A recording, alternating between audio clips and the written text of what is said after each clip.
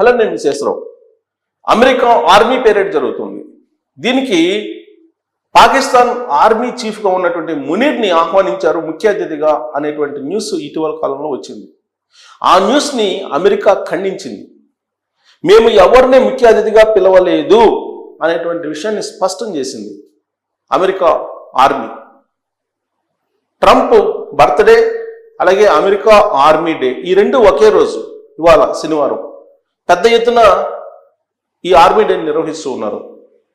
దీనికి Pakistan army chief మునీర్ని పిలిచారనేది గత వారం రోజుల నుంచి నేషనల్ ఇంటర్నేషనల్ న్యూస్లో కూడా వచ్చింది. కానీ ఇదంతా ఫేక్ న్యూస్ అని చెప్పి వెల్లడైంది. అసలు ఎందుకు ఇలాంటి ఫేక్ న్యూస్ వచ్చింది? ప్రాంతీయ న్యూస్ ఛానల్స్లో కొన్ని సమాచార లోపం వల్ల వచ్చి ఉండొచ్చు. కానీ నేషనల్ ఛానల్స్, ఇంటర్నేషనల్ ఛానల్స్లో కూడా ఎందుకు ఫేక్ న్యూస్ వచ్చింది? అంటే ఆహ్వానించి మళ్ళా రీబ్యాక్ అయిందా అమెరికా ఇప్పుడున్నటువంటి పరిస్థితుల కారణంగా? లేదంటే పాకిస్తాన్ ఆర్మీ చీఫ్ని పిలిచి అబాస్పాలు కావడం ఎందుకు అని చెప్పి అనుకుందా? వాషింగ్టన్ DC మాత్రం, వైట్ హౌస్ మాత్రం మేము ముఖ్య అతిథిగా పాకిస్తాన్ ఆర్మీ చీఫ్ని పిలవలేదు అని చెప్పి చెప్తుంది, అఫీషియల్గా చెప్తుంది. మరి ఇది మైండ్ గేమా? పాకిస్తాన్ ఆడినటువంటి మైండ్ గేమా? ఇటీవల కాలంలో ఆపరేషన్ సింధూర్ భారత్ పైచేయిగా నిలిచింది. ఈ విషయాన్ని ప్రపంచ దేశాలన్నింటినీ కూడా తెలియజేయడానికి ప్రత్యేకమైన బృందాలను ఏర్పాటు చేసి నరేంద్ర మోడీ గారు విదేశాలకు పంపించారు. పాకిస్తాన్ ఒక ఉగ్రవాద దేశం, ఉగ్రవాదాన్ని పెంచి పోషిస్తుంది అనేటువంటి విషయాన్ని ప్రతి దేశంలో కూడా చెప్తూ వస్తుంది, ఈ బృందాలు చెప్తూ వస్తున్నాయి. అంతేకాదు అమెరికాకు సంబంధించినటువంటి రక్షణ ఉత్పత్తులు కానీ, చైనాకు సంబంధించిన రక్షణ ఉత్పత్తులు కానీ పాకిస్తాన్ భారత్ యుద్ధంలో పని చెయ్యలేదు అనేది ఎలివేట్ అయ్యింది మొత్తం ప్రపంచ దేశాల్లో. అందుకే ఇప్పుడు ఎవరైతే అమెరికాకి, చైనాకి ఆర్డర్స్ ఇచ్చారో రక్షణ ఉత్పత్తుల కోసం, వాళ్ళు మళ్ళా వెనక్కి తగ్గేసే పరిస్థితి ఏర్పడింది. దీనికి కారణం ఏంటంటే భారతదేశం ఆపరేషన్ సింధూర్ గురించి ప్రపంచ దేశాలకు తెలియజేయడానికి ప్రత్యేకమైనటువంటి బృందాలను పంపించడం, ఆ బృందాలు పాకిస్తాన్కి సంబంధించినటువంటి దేశం ఏం చేస్తుంది అనేది తెలియజేయడంతో పాటు వాళ్ళు వాడినటువంటి రక్షణ ఉత్పత్తులు ఎలాంటివి, నాసిరకమైనవి అనేది కూడా చెప్తూ ఉన్నారు. బహుశా ఆ కోణం నుంచి పాకిస్తాన్ని వెనకేసుకొస్తే డ్యామేజ్ జరుగుతుందని చెప్పి రీబ్యాక్ అయ్యిందా? అఫీషియల్గా ఇన్ఫర్మేషన్ ఇవ్వడం వేరు, లీక్స్ ఇవ్వటం వేరు. వైట్ హౌస్ నుంచి అఫీషియల్గా ఇన్ఫర్మేషన్ అయితే రాలేదు, కానీ వైట్ హౌస్ నుంచి లీక్స్ అయితే వచ్చి ఉంటాయి. లేదంటే పాకిస్తాన్ ఆర్మీ చీఫ్ని అమెరికా ఆర్మీ డేకి పిలిచారు ముఖ్య అతిథిగా అనేది అసలు రాదు కదా. ఊహాజనితమైన న్యూస్ని ఇంటర్నేషనల్ మీడియా నుంచి లీక్స్ రావు, కానీ అక్కడ వైట్ హౌస్ నుంచి ఏదో సమ్ ఇన్ఫర్మేషన్ అయితే బయటకు వచ్చింది, నిప్పు లేనిది పొగ రాదు. అలాగే వైట్ హౌస్ నుంచి ఎక్కడి నుంచో లీక్ వచ్చేసింది. మరి విదేశాంగ విధానంలో భాగంగా పాకిస్తాన్ వ్యూహాత్మకమైనటువంటి గేమ్ని ఆడిందా? కారణం ఏంటంటే ఆపరేషన్ సింధూర్ జరుగుతున్నటువంటి సమయంలోనే IMF నుంచి పెద్ద ఎత్తున పాకిస్తాన్ సహాయం పొందాలని ప్రయత్నం చేసింది. దాన్ని అడ్డుకునేదానికి భారత ప్రభుత్వం సర్వశక్తులు ఒడ్డింది. అయినప్పటికీ కూడా అమెరికా బ్యాక్గ్రౌండ్లో ఉండి పాకిస్తాన్కి ఆర్థిక సహాయం భారీగా అందించడానికి సహకారాలు అందించింది. దాంతోపాటు సీజ్ ఫైర్, కాల్పుల విరమణ విషయంలో కూడా అమెరికా జోక్యం చేసుకుంది. పాకిస్తాన్ పోయి అమెరికా కాళ్ళ మీద పడింది, ట్రంప్ కాళ్ళ మీద పడ్డారు. ట్రంప్ భారతదేశం మీద ఒత్తిడి తీసుకొచ్చి ఒకవేళ మీరు కనుక కాల్పుల విరమణకు ఒప్పుకోకపోతే వాణిజ్యపరమైనటువంటి ఆంక్షలు పెట్టాల్సి వస్తుందనేటువంటి ఒక హెచ్చరిక చేశారనేది కాంగ్రెస్ పార్టీ వాళ్ళు చెప్తున్నారు. అందుకే సీజ్ ఫైర్కి, కాల్పుల విరమణకి ఒప్పుకోవాల్సి వచ్చింది భారతదేశం.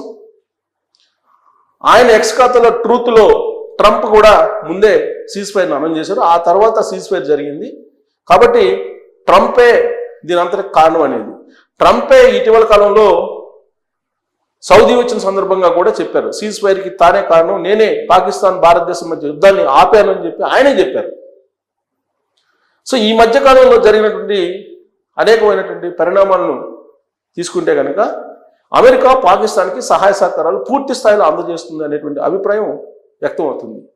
తాజాగా సింధు జలాల విషయంలో కూడా అమెరికా జోక్యం చేసుకోవాలి అనేటువంటి అభ్యర్థనని పాకిస్తాన్ చేస్తూ ఉంది. ఇలాంటి పరిస్థితుల్లో G7 సమావేశాలకి కెనడా వెళ్ళారు నరేంద్ర మోడీ గారు.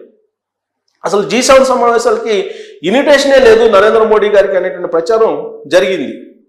ఆ ప్రచారాన్ని బలంగా వినిపించింది కాంగ్రెస్ పార్టీ.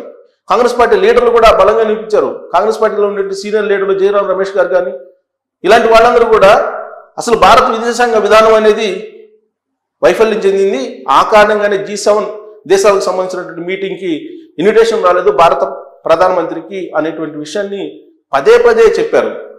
సీన్ కట్ చేస్తే ఒక వారం రోజుల తర్వాత భారతదేశానికి సంబంధించిన ప్రధానికి ఇన్విటేషన్ వచ్చింది. ఆయన G7 దేశాల సమావేశాలకి హాజరవుతున్నారు అని చెప్పి భారత ప్రభుత్వం అఫీషియల్గా చెప్పింది. ప్రస్తుతం G7 దేశాల సమావేశం కెనడాలో భారత ప్రధానమంత్రి నరేంద్ర మోడీ గారు ఉన్నారు. ప్రస్తుతం ప్రపంచవ్యాప్తంగా నెలకొన్నటువంటి పరిస్థితుల దృష్ట్యా భారతదేశానికి ఇన్విటేషన్ ఇవ్వడం కారణంగా అక్కడికి నరేంద్ర మోడీ గారు వెళ్ళారు. అక్కడ తయారయ్యేటువంటి కొన్ని డాక్యుమెంట్స్ లేదంటే కొన్ని నిర్ణయాలు వెనక ప్రతిపాదనలు ఇవ్వడానికి ఇన్వైట్ చేసినటువంటి దేశాలకు ఉంటుంది. ఇప్పుడు భారతదేశానికి కొన్ని ప్రతిపాదనలు G7లో ఉంచడానికి అవకాశం ఉంది. పాకిస్తాన్ యొక్క తీరు వీటన్నిటి మీద సింధు జలాలకు సంబంధించిన అంశం కూడా అక్కడ ప్రస్తావనకు వచ్చే అవకాశం ఉంది. ఎందుకంటే అమెరికా జోక్యాన్ని కోరుకుంటుంది పాకిస్తాన్. జమ్మూ కాశ్మీర్ పూర్తి స్థాయిలో కాశ్మీర్ అనేది భారతదేశంలో భూభాగం, భారత్లో అంతర్భాగం అని చెప్పి మొదటి నుంచి చెప్తోంది. పిఓకేని స్వాధీనం చేస్తేనే చర్చలకు అని చెప్పి చెప్తోంది. ఇలాంటి పరిస్థితుల్లో G7 దేశాల సమావేశం చాలా కీలకం కాబోతుంది. మరోవైపు భారత్కి సంబంధించి అమెరికా దూరంగా ఉంది అనేటువంటి విషయం చాలా బలంగా ప్రపంచ దేశాలకు వెళ్ళిపోయింది. వీటన్నిటినీ కాదని చెప్పి ఇప్పటి వరకు జరిగిన ప్రచారాన్ని కొట్టివేస్తూ G7 దేశాలు ఇన్విటేషన్ పంపించాయి భారత ప్రధానమంత్రికి. సో ఇప్పుడు ఆయన వెళ్తున్నారు. అలాగే పాకిస్తాన్ ఆర్మీ చీఫ్ మునీర్కి అమెరికా ఆర్మీ డేకి ఇన్విటేషన్ వచ్చిందనే ప్రచారం కూడా పెద్ద ఎత్తున జరిగింది. అది తూచ్ అని చెప్పి తేలింది. అంటే భారతదేశాన్ని, భారత ప్రధానిని కన్విన్స్ చేయడానికి మాత్రమే ఈ మునీర్ని ఆహ్వానించకుండా ఆగిపోయారు అమెరికా అనేటువంటిది కూడా ఇప్పుడు వినిపిస్తుంది. ఒకవేళ G7 దేశాలు కనుక భారత్ని ఇన్వైట్ చేయకపోతే రాబోయేటువంటి రోజుల్లో ఏషియా కంట్రీల్లో మనకు స్థానం ఉండదేమో, మన ప్రాబల్యం తగ్గిపోతుంది అనేటువంటి ఆందోళన అమెరికాలో ఉన్న కారణంగానే ఇప్పుడు G7 దేశాలకి ఇన్విటేషన్ నరేంద్ర మోడీ గారికి లభించి ఆయన అటెండ్ కావడానికి అవకాశం ఏర్పడిందా అనేటువంటి చర్చ అంతర్జాతీయ విదేశాంగ విధానానికి సంబంధించిన నిపుణుల్లో జరుగుతోంది. మరి అసలు ఏం జరుగుతుంది? పాకిస్తాన్ ఒకవైపు మేము రఫేల్ యుద్ధ విమానాలను కూల్చేసామని చెప్పి చెప్తుంది ప్రపంచంలోని ఇతర దేశాల్లో ఆపరేషన్ సింధూర్ క్రమంలో. అది అబద్ధం అని చెప్పి భారతదేశం చెప్తోంది. కానీ పై చేయిగా నిలిచామని చెప్పి భారతదేశం చెప్తుంటే మేమే పైకి చేయిగా నిలిచామని చెప్పేసి పాకిస్తాన్ కూడా ప్రపంచ దేశాలకి చెప్తోంది. ఒకవైపు చైనా, ఇంకొక వైపు అమెరికా తోటి గేమ్ ఆడుతుంది పాకిస్తాన్. ఇలాంటి పరిస్థితుల్లో G7 దేశాల సమావేశానికి నరేంద్ర మోడీ గారు వెళ్ళారు. ఆ సమావేశం ముగిసిన తర్వాత పాకిస్తాన్కి సింధు జలాల్ని విడుదల చేసే అవకాశం ఉందా అనే దాని మీద ఉత్కంఠ నెలకొంది. ఎందుకంటే అమెరికా ఒకవేళ ఒత్తిడి చేస్తే సింధు జలాల్ని విడుదల చేస్తారా అనేటువంటిది బాగా వినిపిస్తుంది. మరి G7 దేశాలకి వెళ్ళినటువంటి నరేంద్ర మోడీ గారు భారతదేశానికి సంబంధించినటువంటి అంశాలను ఎలాంటివి ప్రస్తావించే అవకాశం ఉంది, సీజ్ ఫైర్ లాగానే సింధు జలాలకు కూడా ఈ సమావేశాల తర్వాత వదిలేటువంటి అవకాశం ఉందా అనే దాని మీద మీరు కామెంట్ చేయొచ్చు. Thank you.